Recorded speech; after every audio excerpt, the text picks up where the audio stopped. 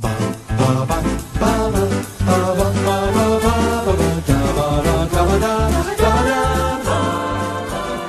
have ads for parents. Yeah. Hi, I'm Vanessa. You must be Juno. Hi, I'm the husband. A couple of baby-starved wingnuts. Dude, that thing is freaky looking. I am a sacred vessel. All you've got in your stomach is Taco Bell. You think you're really gonna do this? Yeah, but I'm guessing it looks probably like a sea monkey right now. We should let it get a little cuter, right? Great. Keep it in the oven. When this is all over, we should get back together. Are you still gonna think I'm cute when I'm huge? I think you're beautiful. Did you by any chance barf in my urn? I would never barf in your urn. Did you see that coming when she sat us down here? Yeah, but I was hoping she was expelled or into hard drugs. You're like the coolest person I've ever met, and you don't even have to try. I try really hard, actually.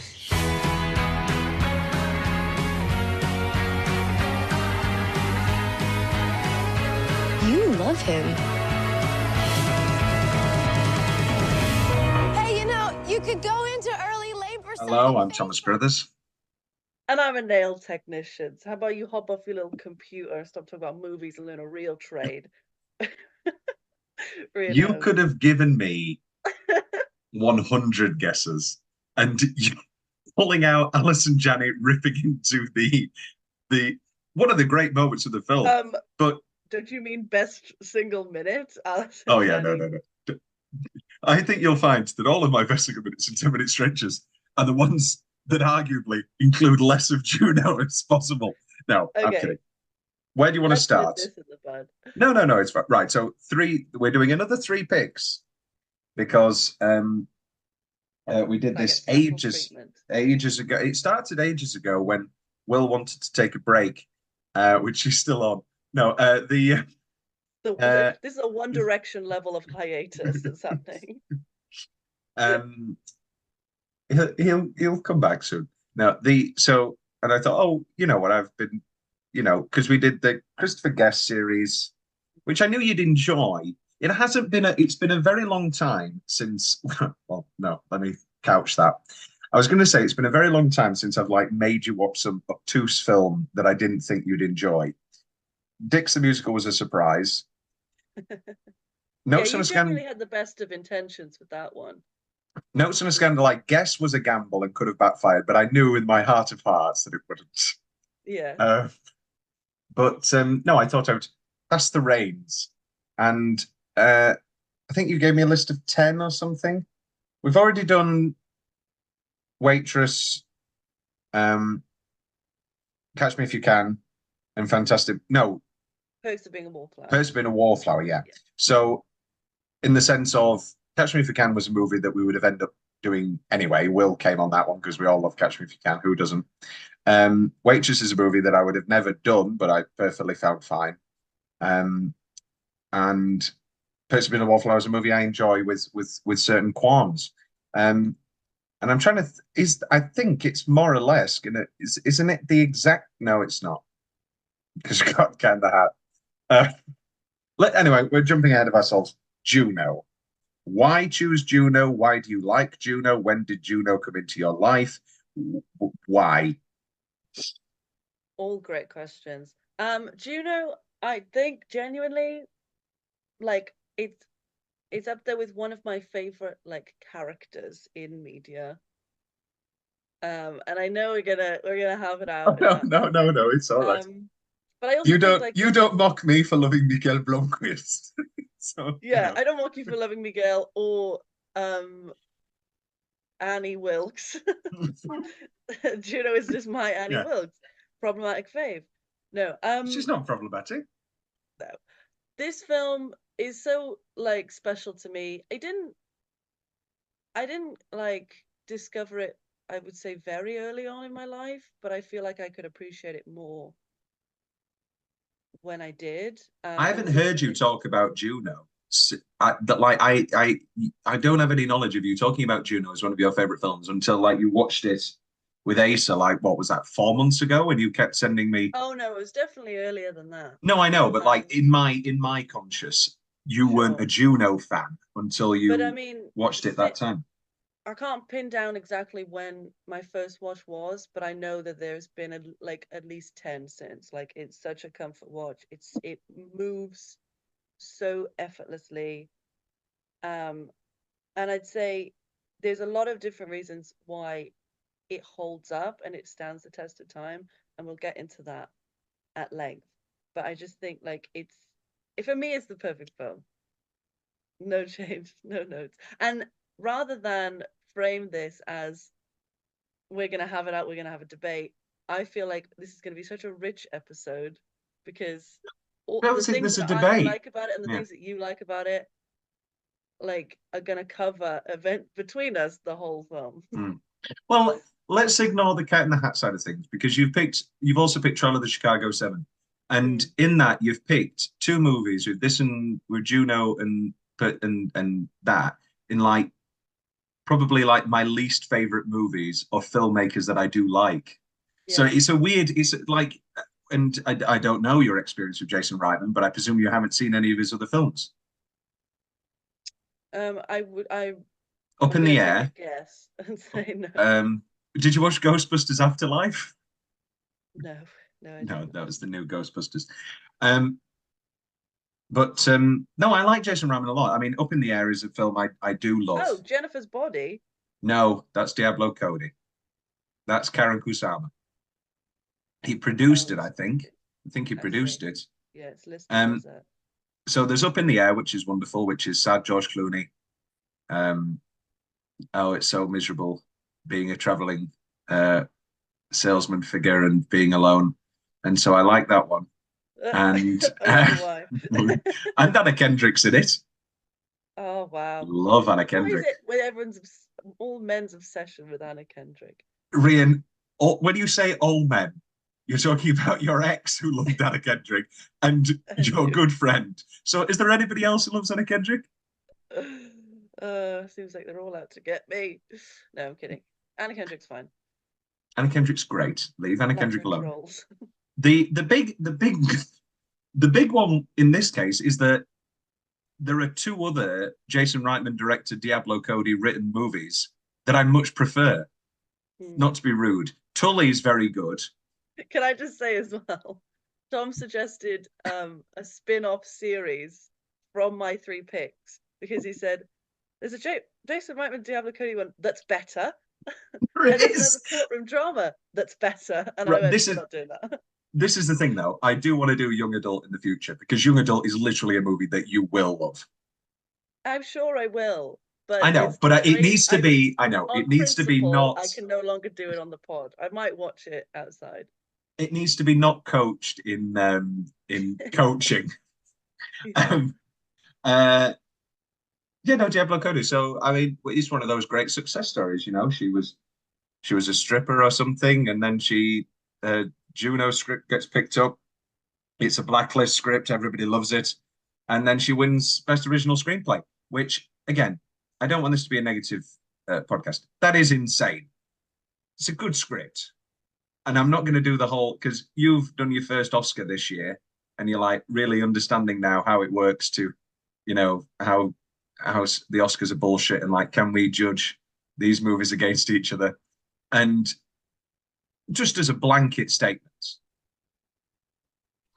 Juno nominated for Best Picture, Best Director. I mean, Zodiac, maybe? I don't know. Maybe it's just personal preference, but Zodiac not getting nominated. It was 07. Yeah, it should have been that year.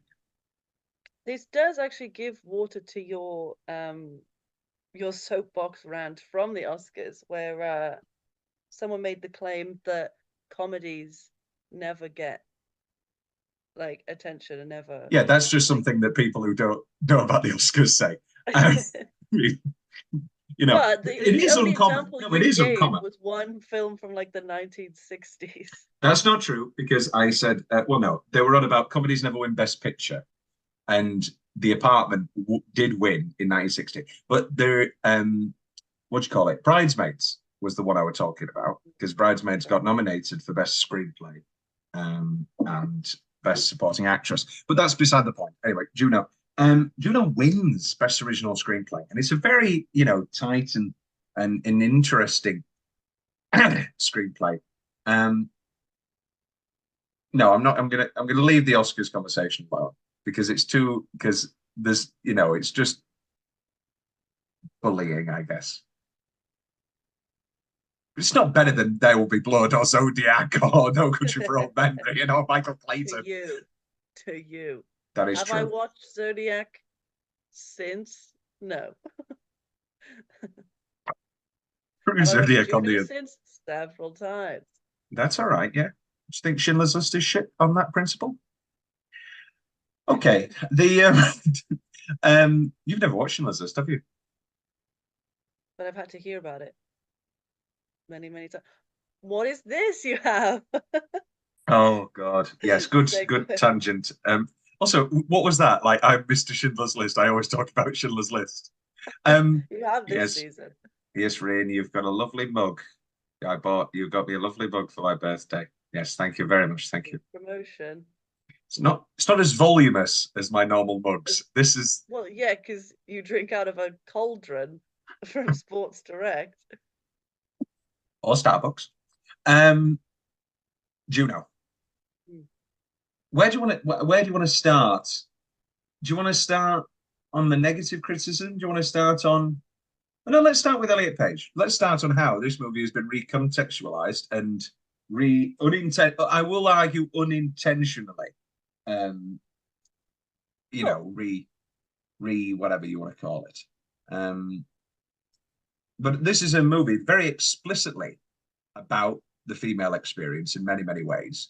And so as time goes by, you'd think you would be the first one to sort of tick off as not irrelevant, but what am I trying to say? It wouldn't be something that you'd point to in the future canon of their career as an important film for them as an actor.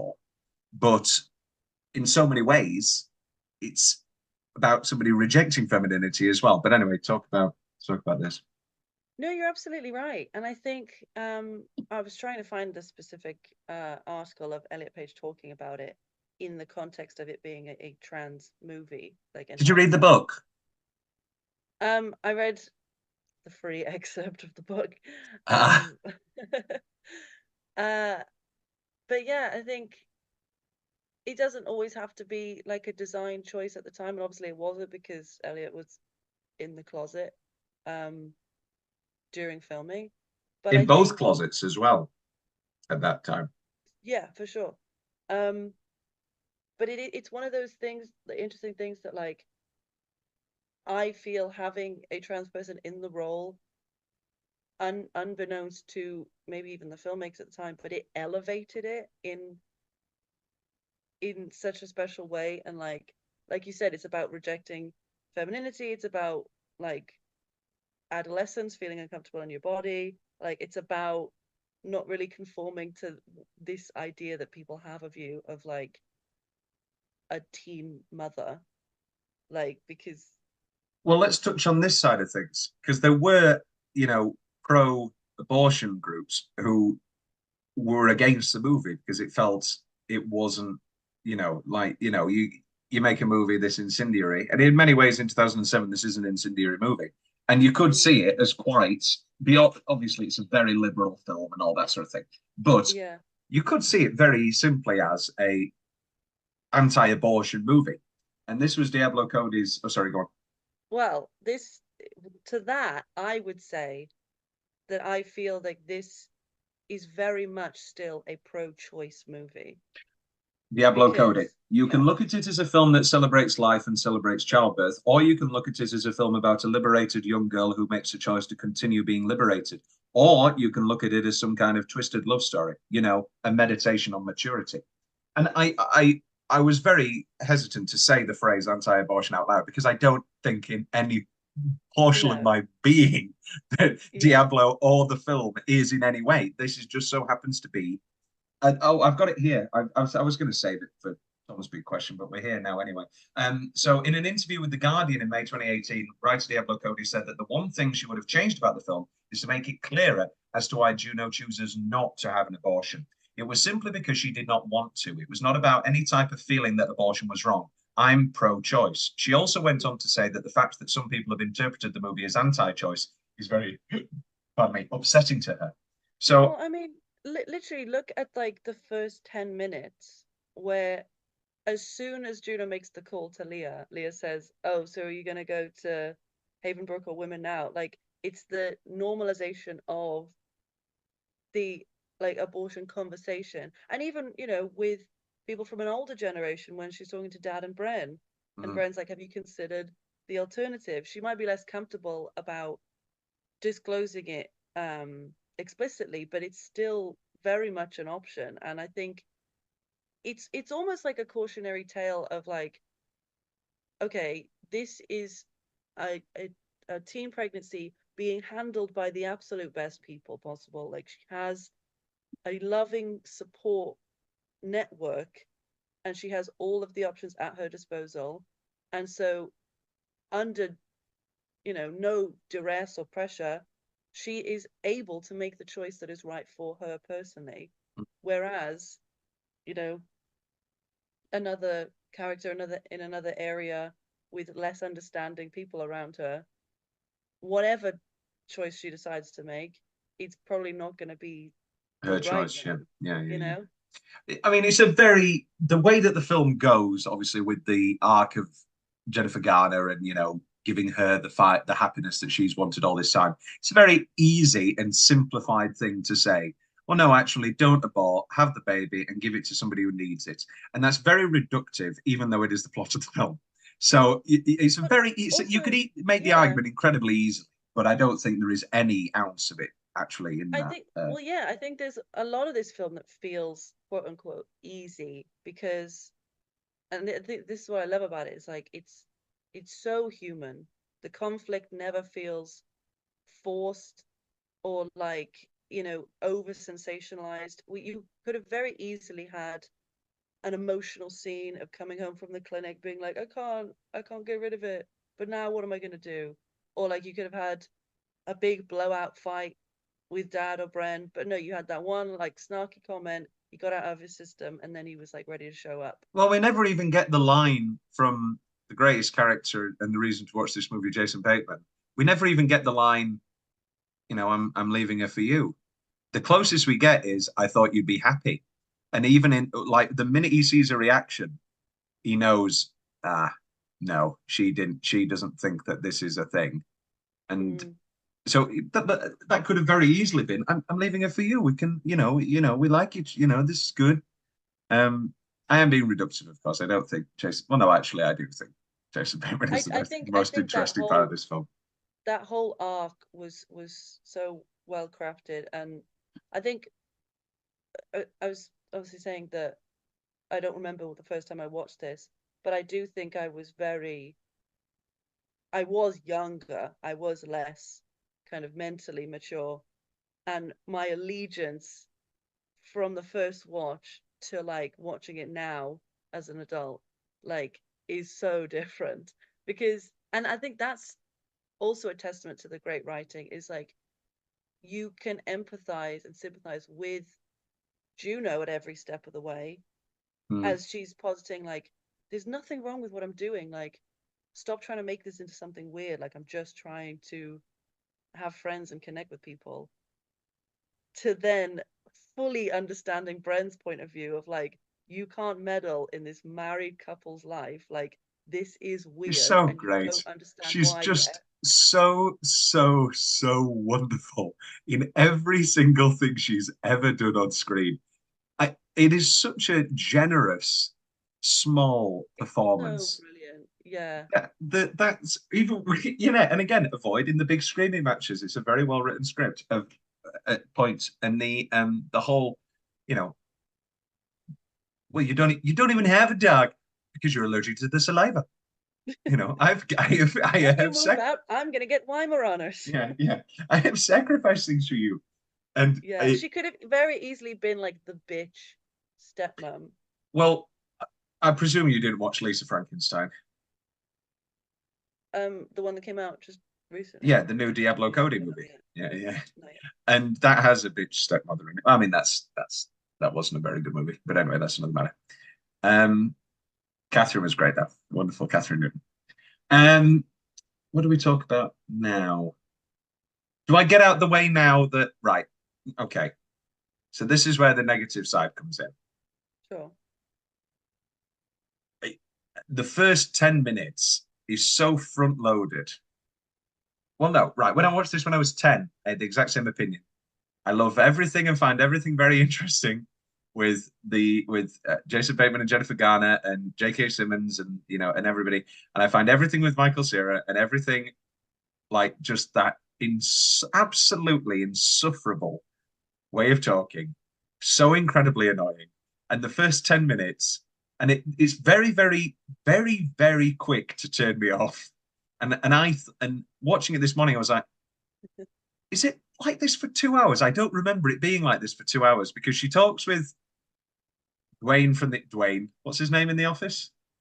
Dwight from The Office, and he's doing the whole shit, and he's talking like that, and then Juno's talking like that, and then she rings Olivia Thirlby, who's also talking like that, and I was thinking, please stop.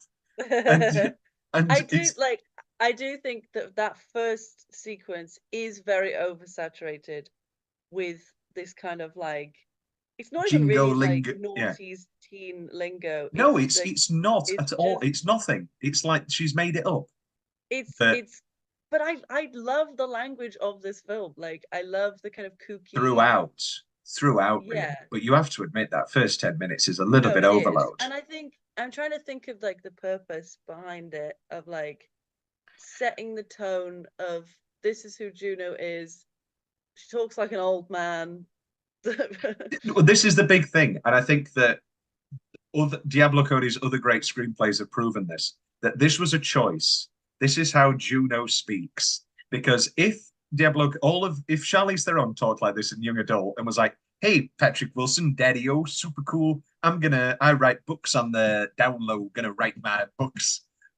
Then Diablo Cody would be hated. I genuinely think, and everyone would be like, "Juno, wow, worst original screenplay winner or something." I think like Pete that she would have a very strong core of fans, but there would be something, but it is clearly a choice because young adult is great. I mean, I'm not going to talk about young adult anymore, but it's very good. It's very good. She drinks Diet Coke all the time.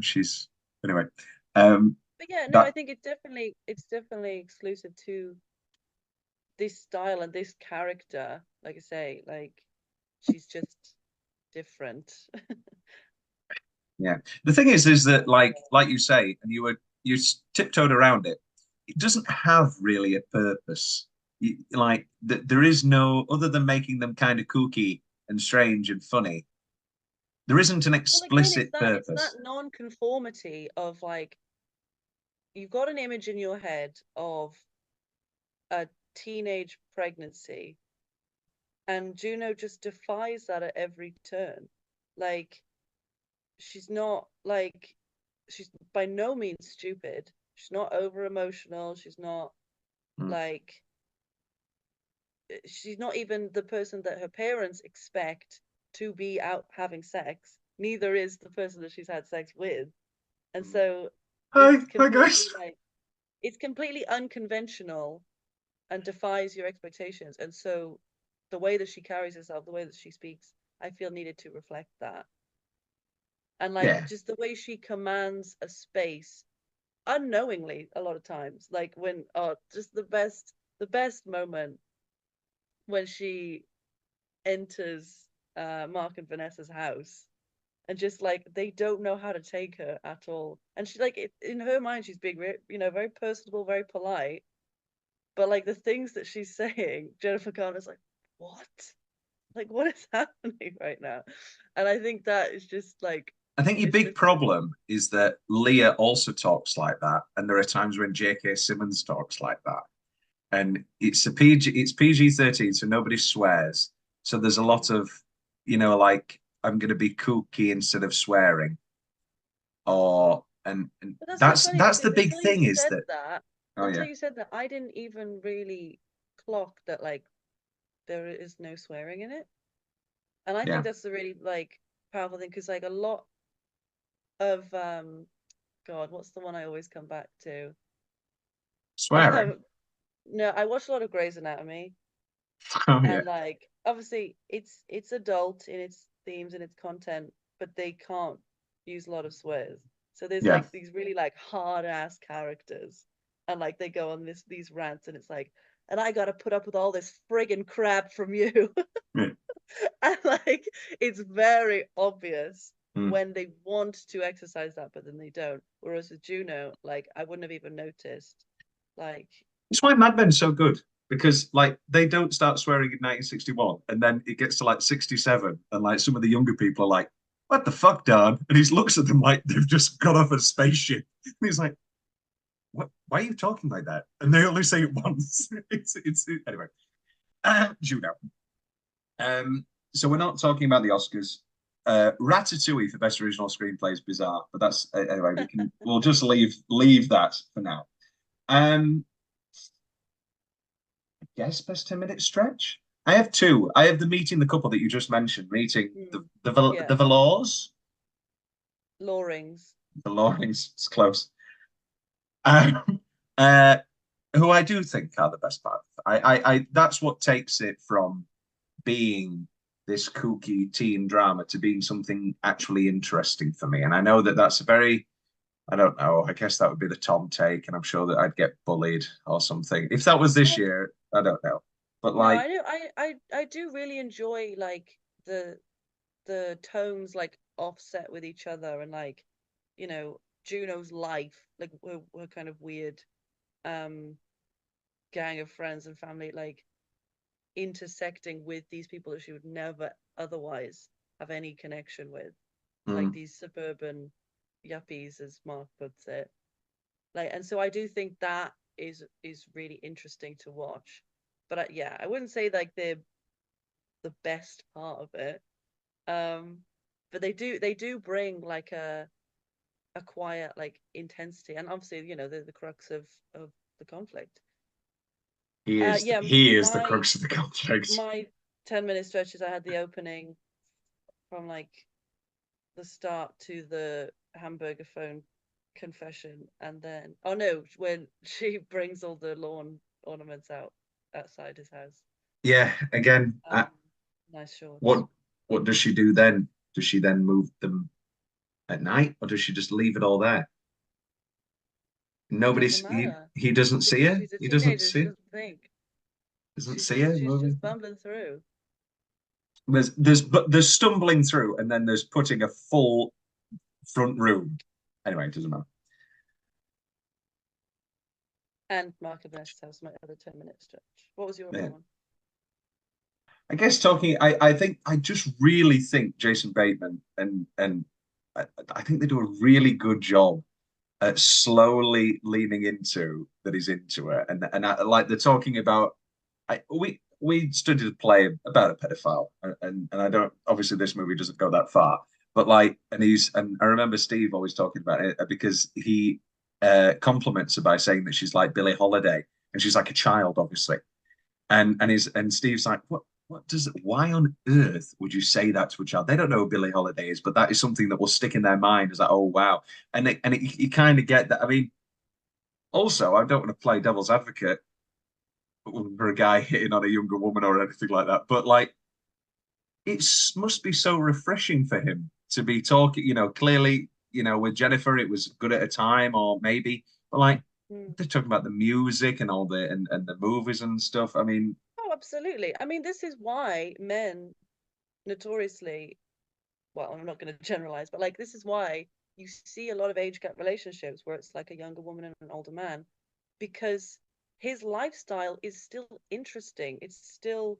aspirational to Juno. Like he's a rock star in her eyes for a lot of it, when really he's a sad married dude who's set like Ryan he's Jingles. making jingles, and he has like a back room full of all of his music stuff, and he wears band t-shirts, and he's like in his 40s. So like you know, like you can I don't think it's playing devil's advocate. I think it's a testament to the good writing of you can see it from both perspectives of like, this was the perfect storm. He needed that validation and like that excitement. She needed a friend and like somebody that they could like, I mean, after, because Paulie was like kind of AWOL, she needed somebody that she could converse with on common interests and make her feel like an adult when she's going through a very adult thing. And yeah, I think it really, really works. And like, again, my relationship to this story has changed a lot over time. Like, I remember the first watch being like, yeah, Vanessa's like a little bit much. Like, she's kind of high strung. Like, I can see why Yeah. Juno gets along with Mark more. And then literally, I watched it last night again. From the very beginning moment where they're like upstairs playing the guitars, I'm like, what the fuck is he doing right now? Like, we literally have the lawyer downstairs, and when she's coming up, like, so we're playing music, like, what's going on? I'm like, yeah, like, bollock him, please. Well, I was with her from the very beginning. it's you either die Ben Affleck or live long enough to see yourself become. Who's Jennifer Garner with now? I hope she's happy with something. Because obviously Ben's having the time of his life. Oh. Jen, But no, I just think it's Jen, so well written and performed. Of like, he doesn't think that he's like this villain. He thinks that he's being like oppressed in his marriage and that he needs out. And like, what did you think this was? Like, why are you over here? Like, of course, to him, there's an undertone. But I think I spent so long like resonating with Juno's character and being like, no, we're just hanging out. Like, what did you think this was? It almost blindsided me the first time, but obviously the signs were all there. I just was choosing not to. Well, you were a child when you watched it last. Yeah. Or first or whatever.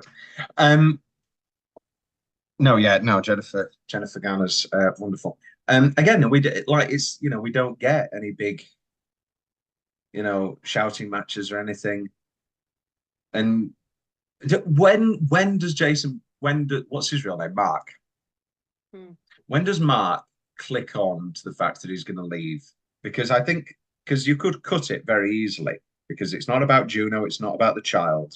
Well, it is about the child. Yeah. But like, there's that lovely moment with the paints, and he is just so disinterested, and she is trying so hard. And if I were as a producer or something, I'd just go, "Yeah, we don't need a paint scene." Don't know. It's such a well, maybe not a turning point because that's the question of like, when does he make the executive decision to the minute sign she his says that she apartment? likes punk music. Yeah. But yeah, I mean, you can see he has cold feet from the beginning where he's like, yep, all that stuff, coaching little league and all that. Yeah. Like, you can see the hesitation. But yeah, I think it's the paint scene, which again, first watch, I was like, she's doing too much. He's just trying to like calm her down. He's just trying to like placate her and make her feel more at ease. But then with recent watches, I'm like, no, you're being a dick right now. Like, she's trying to get excited about this, and you have nothing to contribute. Dead Yellow. weight. Calm down. Oh my God. Oh, what is your? No, I just love it. I love like maturing with this film and having new things like open themselves up to me. Like, when if I have to wait for you to become Kurt Cobain, I'm never going to be a mother. That was good. I'll hit up some weirdly specific favorite parts before we take our first break. I don't know if it is a weirdly specific. Well, this is the thing. These are the first three back to back, and they're not actually favorite things. The first one is no, it's Morgan Freeman, which is funny. But then, do you have any bones that need collecting? That's Denzel Washington. Just the one in my pants. No, but Denzel Washington was the bone collector. So she's made an error there, and nobody calls it out. And I don't know what the joke is there. But but Olivia Thirlby doesn't go, but because she wouldn't know, of like, hey, actually, no, what are you talking about? the Bone Collector starred Denzel Washington and Angelina Jolie, and it was a Lincoln Rhyme novel. And But I not think that's so multi-layered because it's like Juno thinks that she's making a very like intellectual, like yeah, referential joke, she's just which is racist. wrong because she's a child. And so it's that thing of like, oh, she doesn't actually know what she's talking about. But then you also have Leah, who maybe doesn't understand everything that Juno says, but they're still best friends. And so she will then like make it a little bit more lowbrow in her humor, but they're still connecting despite neither of them having a clue what's going on. I love that. Very good. See, I've made the film better for you now. Um, and then I was writing all of this down, being positive, and then I had to pause because then just another honest to blog. I was like, really, I just don't. It really grates on me. It really, really grates on me. I presume I you think enjoy like, that sort of thing. well, with any film that is steeped in like noughties vernacular and This like wasn't just naughty's vernacular, was it? People didn't no, actually but talk like no, this. let me finish. Anything that's kind of like text speak or like AOL humor is gonna hit the ear very weird now. But then you've got this added thing of like, oh, I feel like it was almost Diablo Cody like, okay, let's lean into this because a lot of this a lot of this slang isn't gonna age well anyway. So Mm. let's make it completely like divorced from normal like speech because why not? All babies want to get Bond. Thought that was funny. See, this is another one where I was like, I wrote down something positive and then I had to catch myself because no, he's actually really great in Chair, which is very Yeah. funny. But then nobody reacts. Does everybody just think she's insane and just speaking a load of shit? Because nobody reacts or says I anything. think that's such a like I personally I love that about the dialogue is that it's so quick and you can get through lots of different like gags and just like funny observations, but no one's fully listening to each other. And like in that moment, it was not the time to to be like, ew, like, oh, what are you talking about? Because they've just received like this huge bombshell and they're gonna be like No, I know, but barreling on through. in general, anyway. I love the straightening of the towels. Um, Technically, that'd be kicking it Old Testament and then a little flirty wink, and you're like, oh no, oh no. I love the framed stairway pictures. They're very good. I want one of those. Yeah. Um, I a had that in one of my old student houses. Me and my friends staged like an 80s family photograph. lot of time in Very your hands. successful. Yeah. Jason's smug, awful smile during so many of the later scenes. Just, yeah. And like the prolonged eye contact of like, Hmm. yeah, He's a wonderful actor. He's a wonderful actor. Did you ever watch The Gift? no. Very good thriller. And he's kind of like a shit heel. Very, very good movie. Oh, that's the one where it's like they're like high school. Yes, and he says that they were friends, but then we learned that he was a bully. Yeah. And yeah, very good film. And then and I know, and it's kind of like pro sort of traditionalist values, and like you're going to have a baby yourself someday. But I really like the way that J.K. delivers. Someday you'll be back here, honey, on your own terms. I think that's just a really sweet moment. That was one of the lines that like I completely missed. Yeah, Like I did, or I didn't remember it until I watched it last as night, an adult. and I just love that. Like just the father-daughter relationship or father-child relationship that's shown in this is just so like life-affirming and wholesome. And that's back to Like back with another great moment when he pats yeah, J.K. and he and pats like Michael even if Cera. Juno doesn't really like want to think about that or doesn't believe it, it's like she doesn't argue. Like she just lets her dad have this moment because it's also important to him to be Mm, a grandfather someday. yeah. But That's a very nice moment. We're going to take our first break, and then Rhian back with her specific favorite parts of the film, which I presume will be Legion. And we're back. It's Rhian's three picks, and hence it's Rhian's favorite parts of the films. Oh, Rhian, word, go. First off, just coming in hot with the burger phone. The house close-ups, love. I know you mentioned like the picture frames, but just where each like house has its own kind of moment of like this is their personality, like personified. Straightening of the towels, yeah, yeah. Yeah, straightening of like the little ornaments, and then like Juno's room at the beginning, like all the paraphernalia and everywhere. The way Juno runs to the bathroom in Mark and Vanessa's house, Mhm. and like putting on like the war paint in the bathroom mirror, Yeah. and like the warrior pose. Bren putting the elastic in the jeans, just really enjoyed that. Yeah, very nice. And she's very proud of herself when she's done that as well. She Yeah. stretches them, she's very happy. So strange. Like this style of comedy only comes up once, I think, in like the whole film. Christina DeVort, like, Bleecker being like, "That's just her face," and the hard cut to like her face. So strange.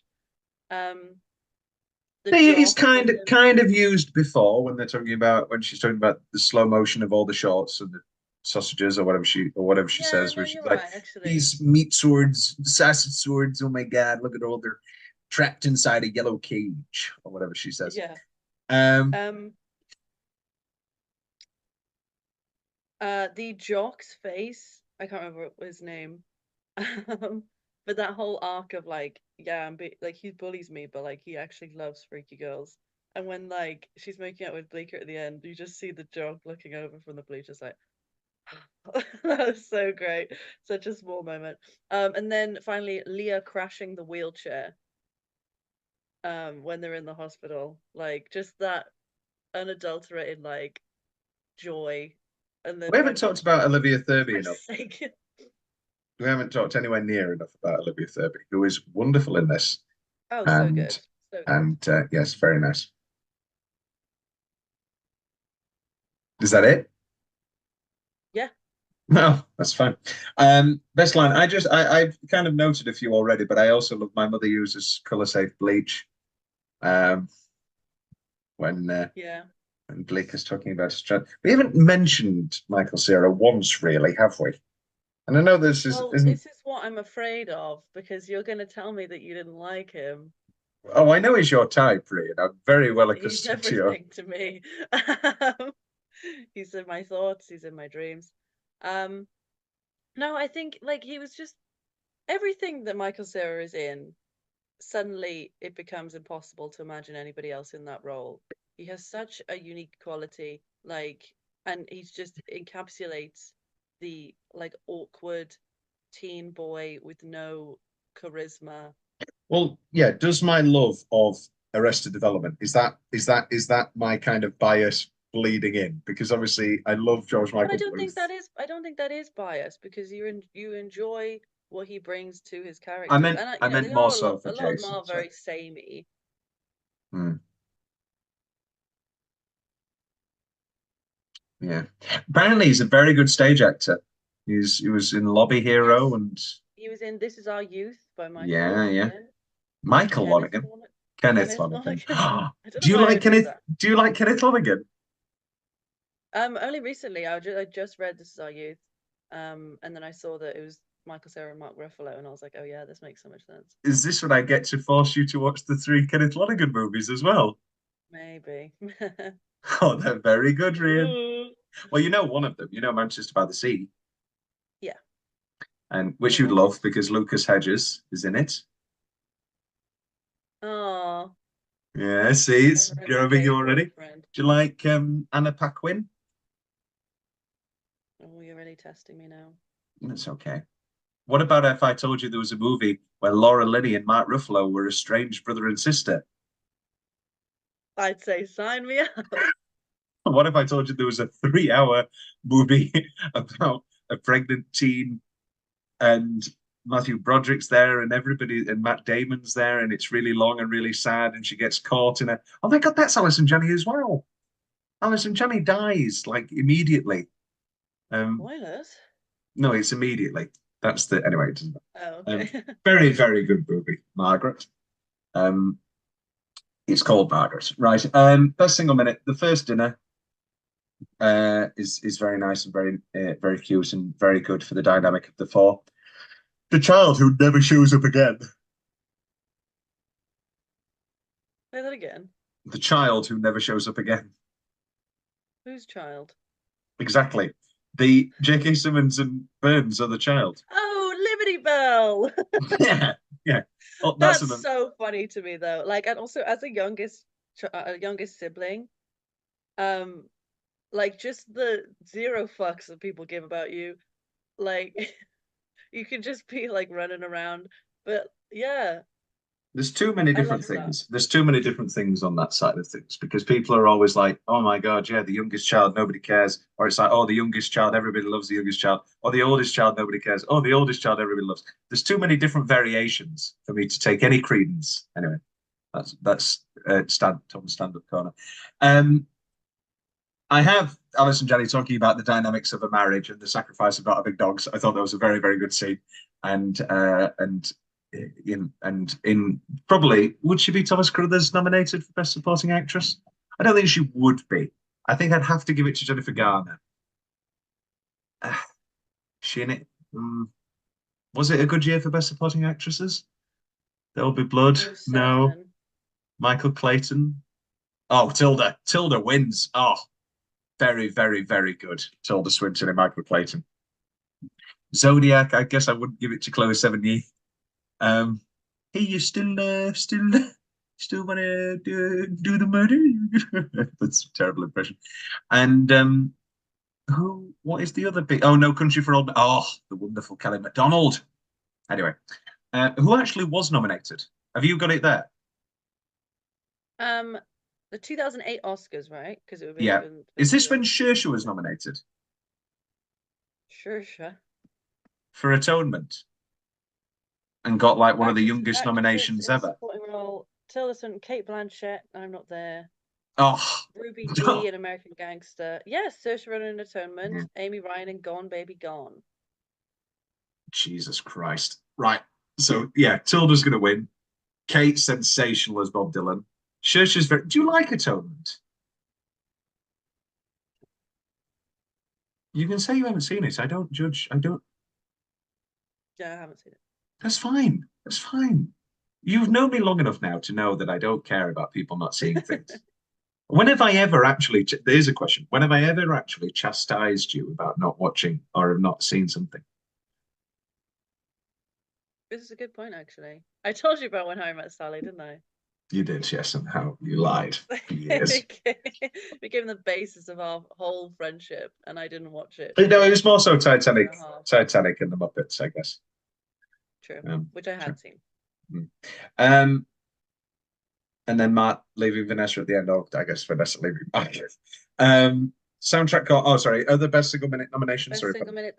I've got Meet Paulie. Oh, I had the soundtrack corner. What a great song. The Well-Respected Man. Well-Respected Gentleman. Man. I had obviously the Confession to Dad and Bryn. Slightly longer than a minute, but like the ultrasound scene. Yeah. With the great monologue. Tearing her a new one. The argument.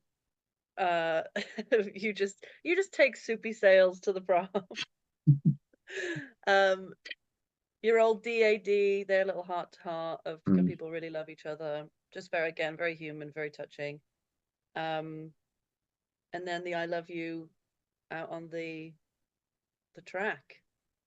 That one's nice. Golden, man. Oh, so good. I guess let's go straight into soundtrack on A Well-Respected Man, which is forever tainted for me because I wrote and performed and did in A level. We had to do I had a great drama teacher, And we had on the Monday, he'd be like, okay, make something for the end of the week, and it's got to be a comedy or something like that. And one week it's got to be a drama, and it's got to have it's got to be backgrounded by a political event. And I was like, that's my bread and butter. And so we did a pedophile, and it was a pedophile.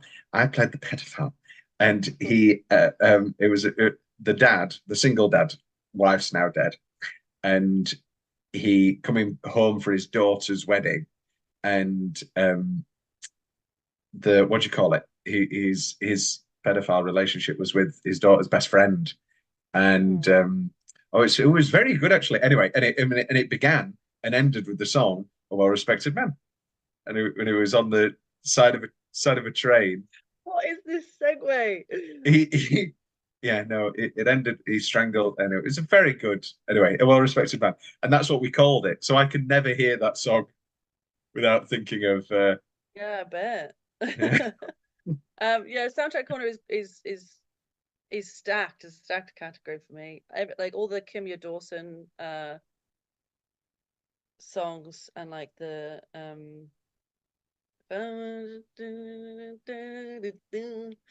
Yeah, they all do sound like that, don't they? all the young dudes as well. Mott the Hoople, great. Yeah.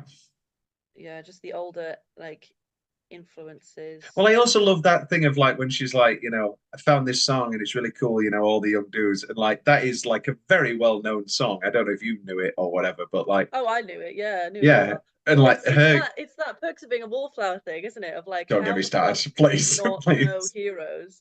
No, And no, no, they no. It's actually, not. Well, no, I think that is a genuine error with that film. But, and I know that you're going to say that Stephen Chbosky, I know, you're going to say that he didn't know it either. I know, I because he's remember. like, they're just dumb kids. Like, they don't know good music yet. But I think that this works because it's all veiled with her being like, I want to show you something. And it's like, it's stuff he already knows. Yeah, That he's yeah. gonna, like, That's why I think this either works, whereas pretend that Heroes it's is a all, genuine mistake. yeah, he's gonna pretend it's all new and exciting, or he's gonna be like, yeah, of course, man. Like, this is my Oh my time. God, met the Hoople. I have some takes on the horror movie choices later, though, I'm afraid. Sorry about that. Any other nominations for Best Single Minute, or is it time for What's the Change? Those are all of my best minutes. I'm really sorry. I might have to pause here. Why, you drank some Sunny D? Yeah. No, I just had like a strange message from my friend and I want to make sure they're okay. That's absolutely fine. We're going to pause. We'll be back. Cut. Bye. And we're back. Rhian has dealt with her immediate pregnancy issue and is back to discuss Juno. What's the change? Now, do you have any at all? Honestly, no. Like for me, so I sent Tom a video essay on Juno that he swiftly shot down as being like nonsensical. It was just bullshit. It was like sometimes. I think, do you know what it was? I think I watched it at like 2 a.m. and I was like, this is good shit, man. So it was talking about kind of like the non-conflict and how like everything falls apart when you least expect it to, and yet all the signs are there. Like it was foreshadowed. He was talking about how interesting plotting works, and it was just saying how, sometimes things change, and sometimes they are what we thought would happen in the first place, and sometimes, and because we want Bleecker and Juno to get together. However, at the hour mark, there is an interruption. We think that he's going to the prom with someone else, but then by the end, they do get together. So what? I'm not gonna reference the person, but it's the one with like literally hundreds of thousands of views. Which is insane. I'm but not no, saying. I do think all that to say there's something to be said about. I touched on it briefly earlier, but like it could have very easily been more sensationalized, more argumentative, like the conflict to be more dramatic. But I think it hit every mark with the exact amount of intensity it needed without it becoming like a melodrama. Like, and it's just, yeah, I think But you don't have any changes? Human moments. Honestly, no. That's fine. Like, That's allowed. for me, the like I say, the different tones of like kind of the kooky Paulie and Juno interactions and Leah and everybody, like the way those intersect with like the more grown-ups, I think works for me every time. And apart from when then the adults are speaking that way too. But like, not, I don't think it's in a very out of character way still. Like, I still think He calls his child Liberty Bell. Anyway, oh, that was definitely Bren's idea. Come on. Anyway, silence, old man. I just drank my wind, Sunny D. Your ego is prego. Old man. Yeah, Jesus Christ.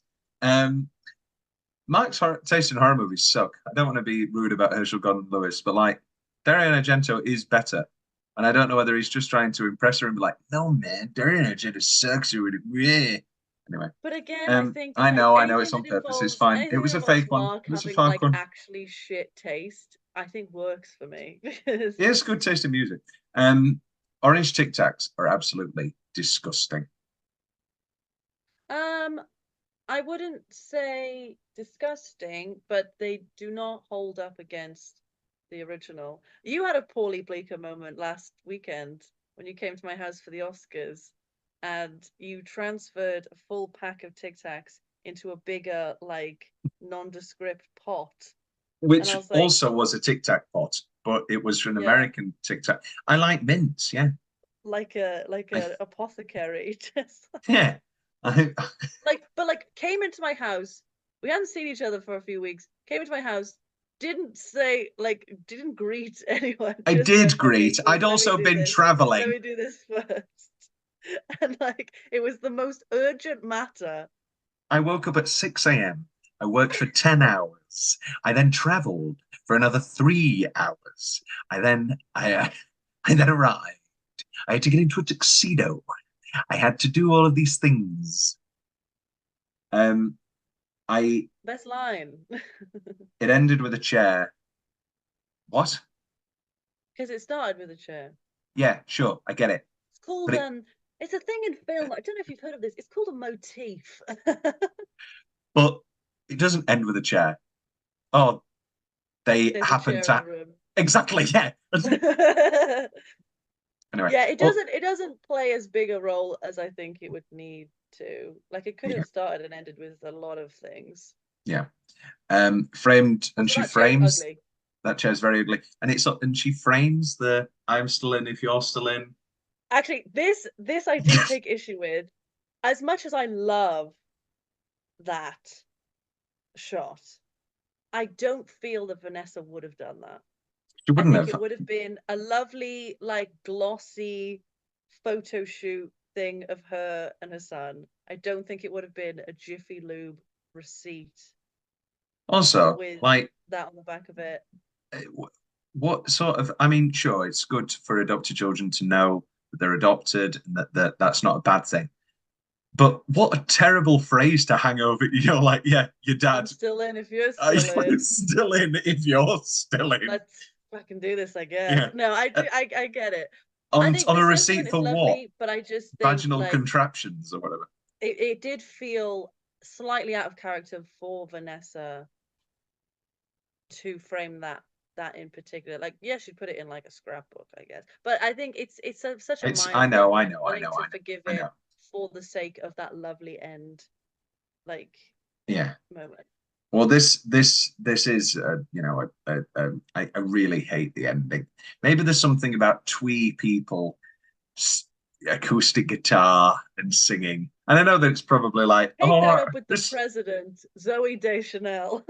I love Zooey Deschanel. This is the thing. I love Zooey Deschanel. I love Zoe Deschanel and New Girl. I love Zoe Deschanel. It's very sad when your friend drowns. You know, singing. I know what'll all make Bridge you. to Terabithia. Yeah, Oh, I so know you only what. like twee people when they're conventionally attractive, is what I'm hearing. Excuse me.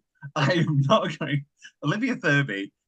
Yeah, if this movie ended with Olivia Thirby coming out singing, and this is the story that I just witnessed all about my friend Juno. Um, who? No, who's? Oh, this is a terrible tangent. Who's ugly and plays guitar? Who I like? No, I have no. This is Michael, a new segment, guys. yeah. Well, we got. I get very close each time to introducing the who does Tom fancy in this movie category. We haven't done that in a while. J.K. Simmons. No, I mean obviously Olivia Thirby is. Alison Janney looks great for her age. She does. She does. Very much. Um, I hate the ending. There is just some. I just don't like it. They're all just like. Just. It's also. It's the same. Did you ever watch Moneyball? No. That's a child, so I'm not entering that into the You know what into it the. reminds me of? Have you seen Angus Thongs and Perfect Snogging? Oh my god! And I will not take criticism at this time. Again, very staple. I think it was the same year actually. Probably. But just like spoke more to British culture. And again, very like full send with its vernacular of like, this is gonna age poorly, so we're gonna go all in with like I've never tales. found a Toby there to do. Absolute sex bomb. Not bomb. Sex Bomb is great. Leave Sex Bomb Yeah. alone. What is the name of that song? Juno song lyrics. All I Want Is You by Barry Lou Polisser.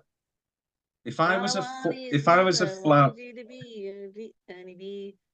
thinking yeah, about the one at the end? I'm thinking about the one at the end. What's that one called? Oh fuck. Anyone else but you. Here it Anyone? Yeah. is. You're a part-time lover and a full-time friend. The monkey on your The back. monkey on your back. I don't Is it, sorry, see no, it no, no, no, no, anymore no. to 1 be minute. Stop. anyone else. 1 minute. 1 minute. Stop. You're a part-time lover and a full-time friend. Sure. The monkey on your back is the latest trend. What does that mean?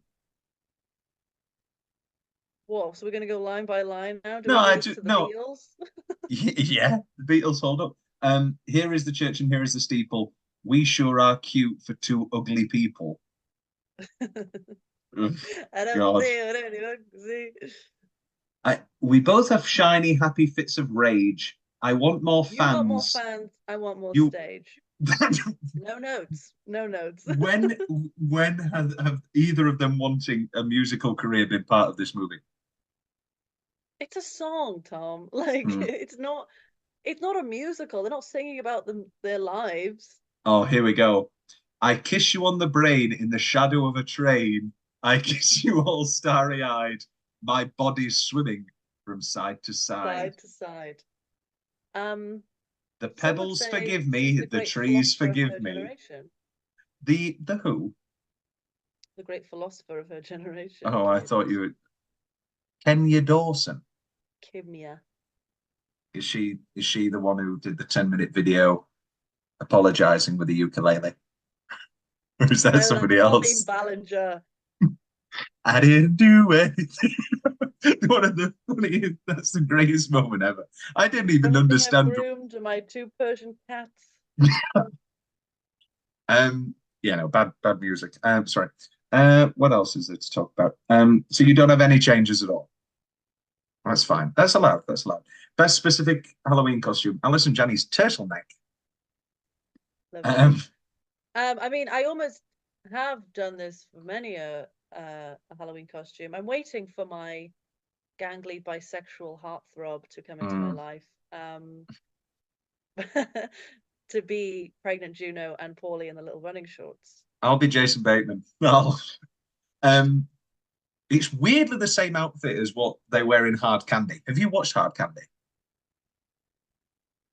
No, that's Elliot Page as well. That's Elliot Page, and they're a kid who I haven't watched it, but it's Patrick Wilson's a pedophile, and they pretend to be like, I think they are actually underage. Anyway, she tortures a pedophile and castrates him, I believe. And the poster, Sounds like right up your alley. I know, Tattoo. and the poster and everything is them in this like red hoodie, and it looks exactly like the red hoodie they wear. Anyway, that's it for best. I guess there must be millions of Junos and Bleakers. Oh, for sure. It's not. It's by no means original, No, but it's iconic. it is. Well, let's touch on that before we move to final stuff. Is Juno still iconic, or has it kind of aged poorly? Do people look on Juno as a kitsch thing? Because I mean, I'm an Oscar guy, and I forgot that it actually won original Yeah. screenplay. I mean, yeah, going back to it, how well it's aged. I mean, we've already spoken about how we feel that it's a pro-choice film. We've spoken about, there's never any punching down of like, oh, look at you, teen mom, or look at you, difficult, like dysfunctional home life. Like there's still so much care and love that everybody has for each other. I think that's another reason that it kind of holds up. And yeah, again, like if you watch it through the lens of this is a trans character or a gender non-conforming character still moving through the world with all this uncertainty and then having to deal with like a pregnancy on top of that, it just elevates it for me. Like it's so interesting, and like certain lines that are in the dialogue suddenly have so much more resonance. Like, I don't know what kind of girl I am. Somebody that when she has the heart to heart with dad, and dad's like, somebody who finds you pretty or handsome, whatever, they're still gonna think the sun shines out of your ass. And it's just little moments like that that like have a new quality to them. So yeah, Do you think their film career is ever going to like is going to get better? They're going to be in more things, because I forgot how great they were in this. He did a lot of like podcasts and interviews last year where he I know they've been busy about, writing a book, obviously. yes, but yeah, he talked about kind of his relationship to the early films he was in and how it was very like uncomfortable and dysphoric, and now he's slowly getting back into acting. I mean, he's done Umbrella Academy, I want to say. Yeah. Since being out and like living outwardly as a man. So yeah, I think the roles are there, like as and when he wants them. I think it's interesting. Like he's one of the few big names that I think we knew them pre and post transition. Which is obviously like a difficult thing to reconcile, like as an actor. But I would be very excited to see more of Elliot Page in the future. I'm trying to think of any very good comic presence. Are they good in Inception? Like, I haven't watched TV Inception well. in years. Are they good in Inception? I can't really remember. Yeah, very good. Well, they've been too busy, writing a acclaimed memoir. Elliot Page has revealed that he and his Juno co-star Olivia Thirlby started having sex all the time after an intense makeout session. Here we are. In his memoir, Page recalled how he began spending a lot of time with Thirlby. And then one day, as they stood in their hotel room, the actress looked directly at me and said point blank, "I'm very attracted to you." And then we started sucking face. It was on. We started having sex all the time. Her hotel room, in our trailers at work, once in a tiny private room at a restaurant. Oh my God. See, I saw a snippet of this made the rounds on Instagram, and all the comments were like, well, he's doing really well at being a man because he's got the toxic masculinity part down. Like they were not having it at all. But I just think like if it's in the context of like it's an anecdote of like sharing what it was like discovering your sexuality, and if Olivia was like, yeah, you could put that in the book, I don't see any issue with the it. Independent has reached out to Olivia Thirlby, whose representatives have not made a comment. The Well, yeah, no, as somebody who intends to write a A kiss and tell-all. tell a kiss and tell memoir, yeah, I have been struggling with this a little bit, and even though the main person involved is like, oh yeah, no, it'll be a really great book and it'll be a really great TV show. I'm sure, there is a part of me is like, oh Yeah. wow, that's it now, Well, it's just about like informed consent, and like I don't know, is Mm. it naive of me to suggest that maybe she did say you could put that in the book, but like hasn't commented on it since because like there's nothing more to say. I don't know, but I Mm. feel like if you are just like transparent with people, even if you've not really spoke to them in a while or worked closely together, and just say, hey, I want to talk about this because it's a part of my life, but I recognize it's a big part of your life too. Is this Yeah, okay? and I feel like we live in a people world, have. we live in a world where We do. if we we live in a world where like if they did decline and they still put it in the book, then your TikTokers will be like, okay, so this is when she was a woman and it was a female co-star and it must have been 2000. Okay, so it's obviously Olivia Thirlby. Like they would TikTok Oh yeah, people people would would have figured it out. exactly. So it's Regardless. it's not about that side of things. I actually have an anecdote. I had an ex-boyfriend reach out to me to ask if he could talk about the first time that we had sex on a podcast. And I was like, The ex-boyfriend I know.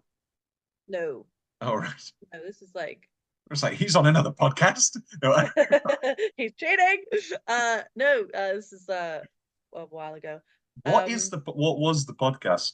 It's just like men in their 20s chatting shit and thinking that it's like Hometown or they're something. reinventing the wheel, Yeah.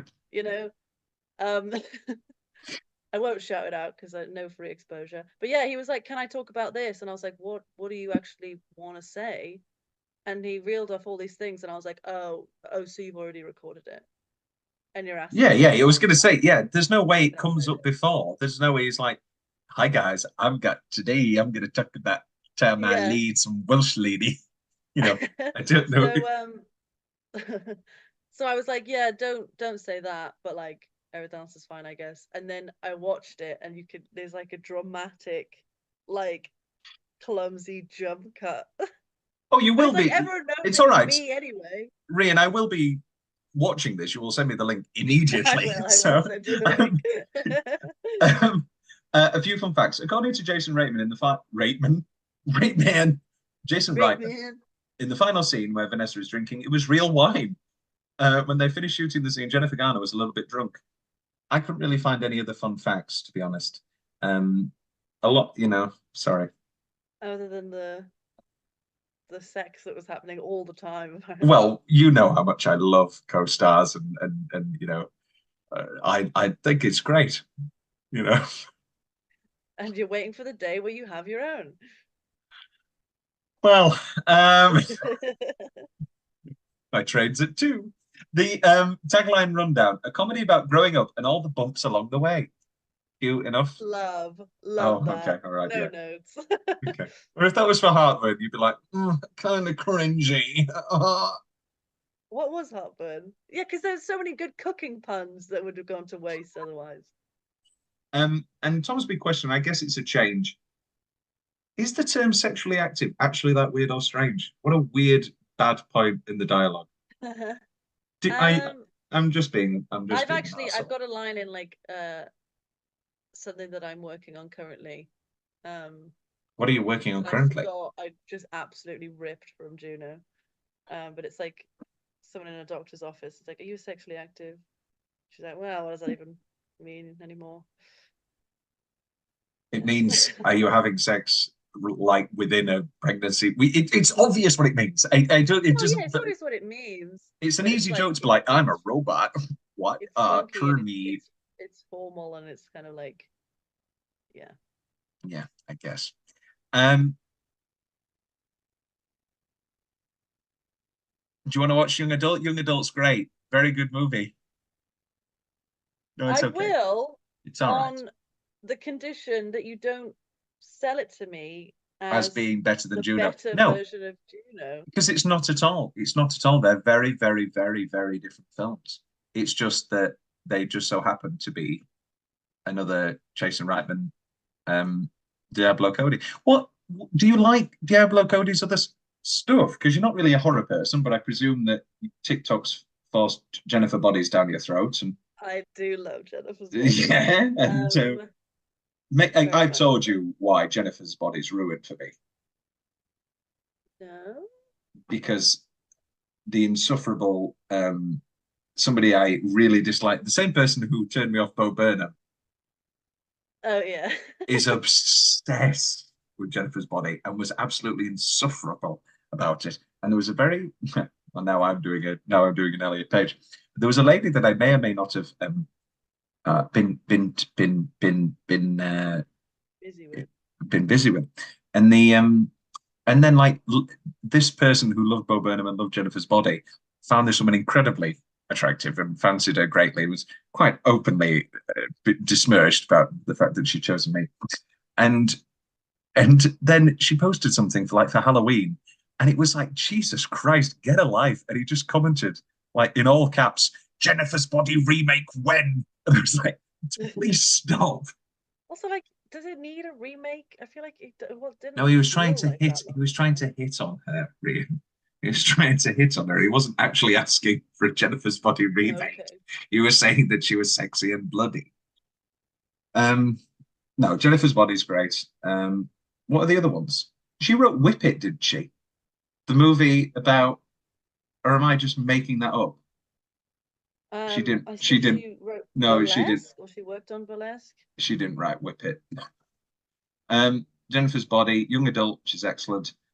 The Magic Bracelet. Oh, that's a short. Ricky. She wrote. Oh, she did write Ricky and the Flash. Ugh, that's a real bad, disappointing movie. Ricky and the Flash is the last Jonathan Demme movie. So one of my favorite directors ever. And his last movie is Meryl Streep as like a musician rocker who comes home to be with her family. And Kevin Kline's in it. And it has lots of things that like it should be a favorite movie of mine. And it just is so bland and not great. Tully was good though. That's the third Jason Reitman Diablo Cody reunion. That one's good. That's about Charlize Theron, who's struggling to be pregnant. And then she wrote Lisa Frankenstein, which wasn't good. Sorry, even though my beloved Catherine was in it. Jury's in. Say that again? The jury is in on this one. The jury is in on that one. Any final things to say about the wonderful, the lovely? Let's end on a. Did you think I was going to be more negative or less negative? Honestly, or yeah, what? I was really bracing to have more of a scrap with you. But I guess we're just saving all our energy for the trial of the Chicago 7. Watch this space. No, I think The cops were on the street and they were trying to push us through the window. Anyway. Listen. We're not doing this now. You do love. Oh, is Eddie Redmayne? I completely blacked out that Eddie Redmayne was in that movie. My dad hates Eddie Redmayne, by the way. He's like, he's just the same in everything. He is the same in everything. He's terrible. I hated Eddie Redmayne since he beat my beloved Michael Keaton for Birdman for The Theory of Everything. Why did he beat him? Yeah, you can't beat the paraplegic.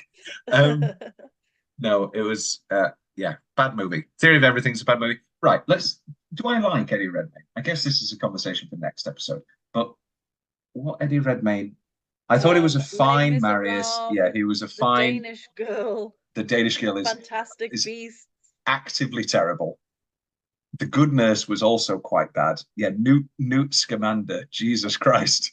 I fell asleep during the first Fantastic Beasts, which I don't often actually fall asleep during movies. No, I did miss. Rhian, I did miss something because I fell asleep when Colin Farrell turned into Johnny Depp. and so I woke back up and was like, what the hell is going on? This guy? Yeah, I say this is a I like My Week with. No, we're not getting into Fantastic Beasts discourse. It's too late in the game. Well,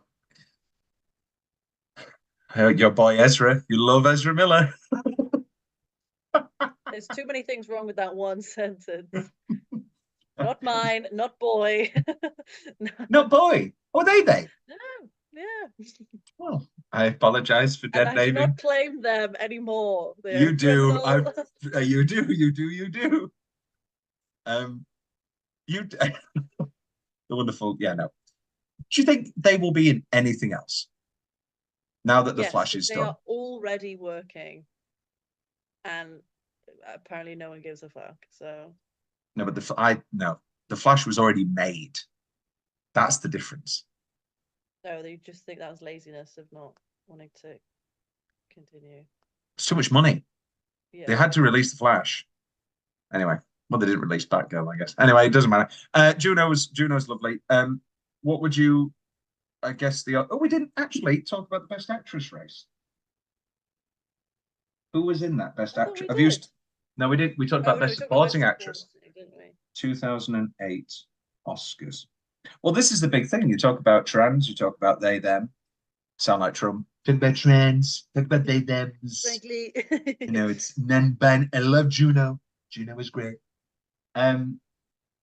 Not even nominated. Oh no, they were nominated. Yeah. So I do feel that we're moving very slowly towards the idea of just a best actor.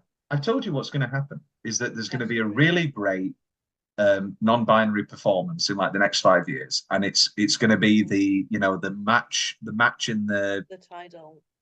whatever it's going to be, and everyone's going to be like, oh my god, well we have to vote for, but Yeah. Daniel de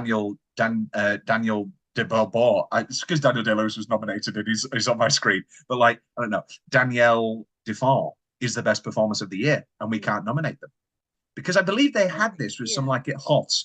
I believe that the actor is not non-binary on the recent Some Like It Hot Tony's revival, and they put themselves in for male. I might be completely besmirching and dead naming, but I think there is an element of truth in that, or dead gendering. Is that a term? Would you say dead gender? Dead name. Yeah. Yeah. Just, misgendering. Misgendering. That's it, not dead But gender. no, I do think like the gender categories are becoming very but arbitrary. it's just gonna yeah, but then there's just gonna be something else for people to moan about, because then there'll be six men and 4 women, and everyone will cause a shit about that now, and it'll just be the new thing, and then everybody will be angry about that, and I just can't, and then I'll be the guy. There's always going to be, tokenism. There's always going to be like criticism over like how stacked categories are in any kind of persuasion, whether it be gender, race, creed, whatever. But no, Creed wasn't nominated. But I do think that in lieu of gender categories, if you just had like genre or And who's genre? We end main up with and the code. supporting, like that, I don't think that would take anything away from me. And like, because why are we pitting, if we're already pitting like a male actor in like a great dramatic role and then a comedy role, then like what really is the difference between a great male actor in a dramatic role and a great female actor in a dramatic role? Like it's because there'll be a year where 7 men get nominated and 3 women, and then everybody will fucking moan. I've got this little thing called a sixth sense, and I can see everything. Right there with you. No, you won't. You weren't there with me. Defense. You weren't there with me because you hated Killers of the Flower Moon. You weren't there with me. But You that's a don't different stand by argument. me. That's different. I know. In this particular thing, I would be 100% behind just like mixing the categories, and then if it is like, because it would be ridiculous to then insist on an even split every time, because then it's still enforcing a binary. Yeah, this is what's going to happen. Anyway, Marion Cotillard won. There are angels in this city. Thank you so much. Dreams do come true. One of the great speeches. However, Laura Linney should have won for the Savages. Sorry, Elliot.